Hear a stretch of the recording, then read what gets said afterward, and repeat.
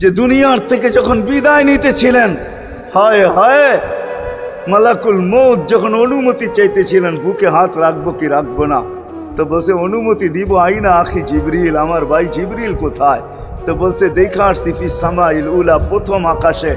একটু পরে উনি সালাম দিয়া ঢুকছেন, ওনার চোখে পানি ছিল। তো বলছে আপনি কাঁদেন কেন? বলে আজকেই এলপিআরে চলে যাব, আর কোনোদিন ওহির বাহক হয়ে জমিনে আসবো না। আপনার পরে কোনো নবী নাই, কোনো রসুল নাই, আমারও ওহির কাজ শেষ। ওহির সুবাদে কখনো কখনো নৈকট্যময় জায়গায় চলে যেতাম, আজ থেকে আর যাওয়া হবে না। আমার চোখে পানি। দীর্ঘ ১.৫ লক্ষ নবী, ৩১৩ জন রসুলের কাছে আমি নিয়ে আসছি। আজকে শেষ দিন, এই জন্য চোখে পানি।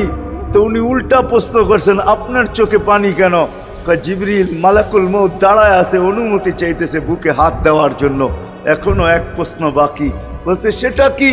বলে ফামান লিবাদিলি উম্মতি।